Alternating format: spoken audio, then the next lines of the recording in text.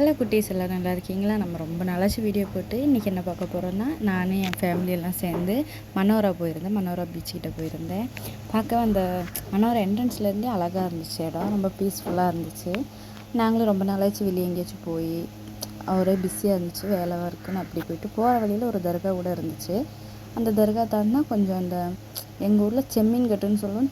தமிழில் வந்து இறால், கண அந்த மாதிரி அதெல்லாம் வளர்க்குற ஒரு பண்ணை மாதிரி அது பார்த்தேன். எங்கள் ஊரில் இதெல்லாம் பார்க்குறது கொஞ்சம் கஷ்டம். அதனால் எனக்கு இதெல்லாம் கொஞ்சம் டிஃப்ரெண்ட்டாக இருந்துச்சு. கொஞ்சம் ஃப்ரெண்டில் வந்தாலும் லைட் ஹவுஸ் தெரியும்.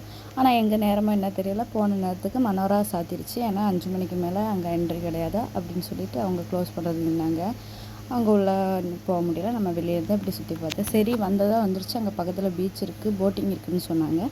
சரி, லைட் ஹவுஸ் எல்லாம் ஏறதுக்கு எனக்கு தம்பில்லை, நம்ம ரொம்ப டயர்டாக இருக்குன்னு அப்படி சொல்லிட்டு நேராக பீச்சுக்கு தான் போனேன். பீச்சுக்கு போகையில் எனக்கு ரொம்ப பிடிச்சி போச்சு.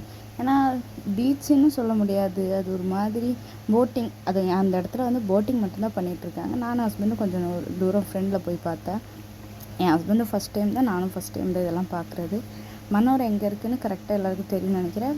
நம்ம பட்டுக்கோட்டையிலேருந்து மல்லிப்பட்டினம், அந்த மல்லிப்பட்டினத்துலேருந்து கொஞ்சம் தூரத்தில் தான் இருக்குது. நான் இதெல்லாம் ஃபஸ்ட் டைமாக தான் பார்க்குறேன்.